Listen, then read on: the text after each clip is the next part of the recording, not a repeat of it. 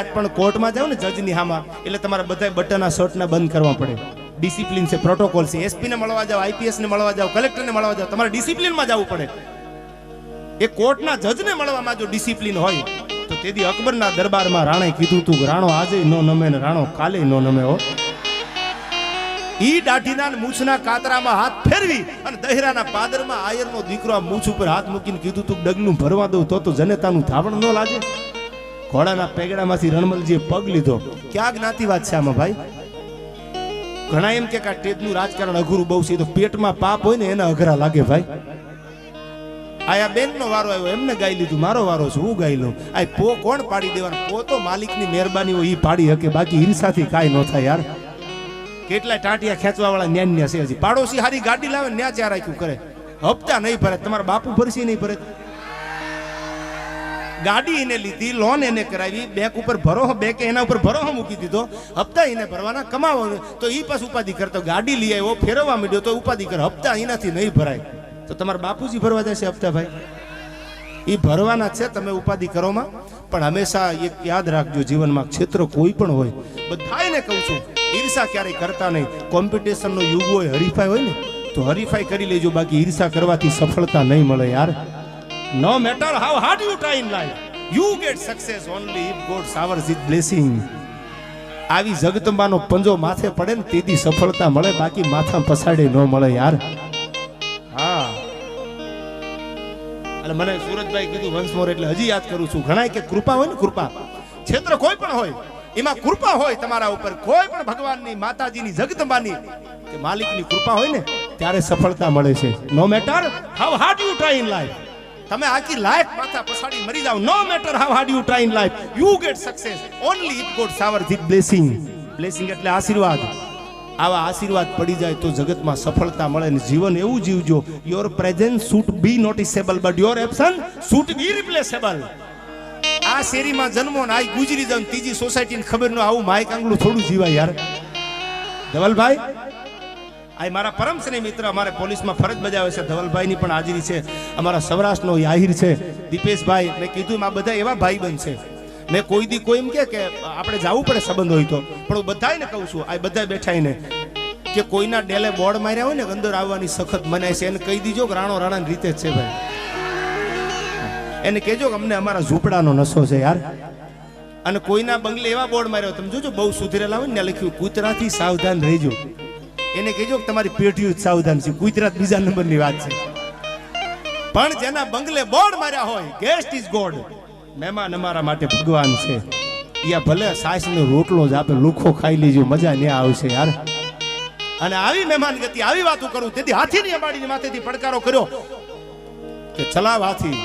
તેથી બિકાનેરમાં કરણી બોલી છે, ત્રીજું ડગલું ભરવા દઉં તો હું મેહાની કરણી ન કહેવાવો. એક બે અને ત્રીજું જો ડગલું તારો હાથી ભરે અને ત્રીજું ડગલું ભરવા દઉં તો મેહાની કરણી નો કહેવાવ. અભિમાનમાં ગાંડો થઈ ગયેલો, કીધું ચલાવ હાથી. અને ત્રીજી લીટી જ્યાં બોરડીની આમ લીટી કરેલી, બોરડીના હાટીકાથી આમ લીટી કરેલી ખોટીથી, એ ત્રીજી લીટી જ્યાં રાવ કાનાનો હાથી વેચ્યો ત્યાં તો ઘે ઘે ઘે ઘે ઘે ઘે ઘે ઘે કરી અને હાથક દીની હામટું ભલે લાગણ ભરડો લીએ, હાથક દીની ભૂખી સિંહણ જેમ પડે એમ બિકાનેરની આય કરણી સિંહણ બની અને રાવ કાનાને ઉભો ઉભો તેથી ભરખી લીધો. તો હું કરણી શું, મેહાની જીવતો ન જવા દો અહીંથી. આ ભગવતી કરણી છે, આ જગદંબા છે. અને આવી જગદંબાઈના સાનિધ્યમાં હું તમે બેઠા હોય કોના બાપની ત્રેવડ છે કે આપણું રૂવાડું ખાંડું થઈ શકે યાર. તમે હું કાયમ કહું છું યુવાનો માટે, ઝાલો ને તો થડિયું ઝાલજો, ડાળ્યું કોઈ દી ઝાલતા નહીં. ડાળ છે ને, ડાળ કોઈ પણ ઝાડવાની ડાળ એ ભાંગી જાય, ફહાઈ જાય, પણ થડિયું ઝાલી લો ને, થડિયું કોઈ દી ભાંગ્યાનો દાખલો છે નહીં. થડિયા ઝાલતા શીખી જાયજો, કોઈ દી ભાંગવું નહીં પડે, કોઈ દી પડવું નહીં પડે. ઈ રણમલજીએ જ્યાંથી ઘોડાનું પલાણ છાંડ્યું, આહિર સમાજ બેઠો છે એટલે પ્રસંગ દીપેશભાઈ કહી દો આઈથી. તે દી વાય ધૂળીની ડમરી ઉડતી આવતી. અટાણે કોઈ માણસને તમે આશરો આપો ને તો પોલીસ આવે, પીએસ આવે, પીઆઈ, ડીવાયએસપી, તમે આશરો આપો તમારા ઉપર ગુનો દાખલ થાય કે તમે આને આશરો આપ્યો છે, તમે સપોર્ટ કરો છો. તેથી આખી ફોજ હાલી આવી હતી. અને તેથી દહેરાના પાદરમાં આજ પણ ખાંભી ઊભી છે. કોઈ કીધું ભોજા મકવાણા સિવાય બીજો આશરો આપી ન શકે, કે બોલાવો આયરને ગામના જાપે. અને તેથી ભોજા મકવાણાને બોલાવ્યો અને કીધું માની જા, આશરો તે આપ્યો છે, અમારી આગળ પાકી બાતમી છે, ઘોડાના હગડ આવે છે કે મેં આશરો નથી આપ્યો, ટૂંકમાં વાત કરું, સાંભળેલી વાત છે. જે દિવાલમાં સારડી પાડે એ દિવાલમાં હારડિયું જે ફરે હોલ પાડવાની, એ સારડિયું ભોજા મકવાણાના હાથની માથે ને પગની માથે ફેરવવામાં આવી હતી. તમારા હાથમાં કોઈ ખીલો ધરબી દે તો પીડા ન થાય, પણ ખીલો ધરબા પછી જો કોઈ આમ હલાવે તો પીડા બહુ થાય. તેથી જીવતા માણસની ઉપર સારડિયું ફેરવી હતી. લોહી તો ઉડતું હતું, પણ લોહીની હારે હારે હાડકાની કણસું ઉડવા માંડી હતી. પણ મોઢામાંથી એક જ શબ્દ નીકળ્યો તો, હું આહિરનો દીકરો છું. બોલ્યા પછી બીજું બોલું નહીં, ભોજો મકવાણો છો. પછી છેલ્લા જયારે ભોજો માન્યો નહીં, આખું લશ્કર પાછું જવાની તૈયારી હતી, ત્યારે કોકે કીધું કે ભોજા મકવાણાની જનેતાને આયરાણીને બોલાવો ને, એ સહન નહીં કરી શકે દીકરાને. અને ધીરા ધીરા ધીરા ડગલા દેતી દેતી આયરાણી આવી. ભોજા મકવાણાના અંગની માથે સારડીયું ફરી ગયેલી, લોહીના ફુવારા ઉડતા હતા. તેદી આમ હાથ અડાડી આમ નાકે મૂકી અને આયરાણી પાછી વળી ગઈ. ત્યારે કોઈ કીધું કે તમારા દીકરા ઉપર સારડીયું ફરે છે, લોહીના ફુવારા ઉડે છે, તમને દયા નથી આવતી? તેદી પાછું વળીને જોયું નથી હો. હાલતા હાલતા આયરાણીએ જવાબ આપ્યો તો પડકારો કરીને કે હું આયા દયા ખાવા નહીં, એના લોહીમાં મારા દૂધની મારા ધાવણની હોરેમ આવે છે કે નહીં જોવા આવી હતી. અને હવે કોઈના બાપની તેવડ નથી કે મકવાણાના મોઢામાંથી એક શબ્દ નીકળી શકે. આ રાજપૂત માટે, ભાઈબંધ માટે મકવાણાએ પોતાએ હારડિયું ફેરવી છે. આમાં ક્યાં જ્ઞાતિવાદ છે? આપણે ઊભા કર્યા બધા ભાઈ. ચૂંટણી હોય ને ચૂંટણી, એ ચૂંટણી લડી લ્યો એટલું બધાને ભાઈ તરીકે કહું. ગામમાં ચૂંટણી લાવતા નહીં, હારી જાવ જીતી જાવ બીજા નંબરની વાત છે. ચૂંટણીઓ અમુકને ગામમાં આવી ગઈ, ઘરમાં ભાઈ ભાઈ દિવાલ ઊભી થઈ ગઈ ભાઈ. એવી ચૂંટણી કોઈ દી લડતા નહીં. અને આયા આપણે બધા આનંદ કરવા મળ્યા છીએ, ત્યારે મને યાદ આવે છે સાહેબ, બધાઈને લખેલી કવિતા તો હું કાયમ ગાતો હોઉં છું. આ કવિએ લખી, આ કવિએ લખી, આ કવિએ લખી. પણ જુનાગઢ માટે દીપેશભાઈ જેથી રા નવગણનું માટે થઈને જ્યારે ઉગાનું બલિદાન આપ્યું ને, તેથી મેં પોતે લખેલી એક કવિતા છે કે આહીરો માટે મને પણ ગૌરવ છે કે આપણા દેશના આહીરોએ બીજા માટે પોતાના પ્રાણ દીધા છે.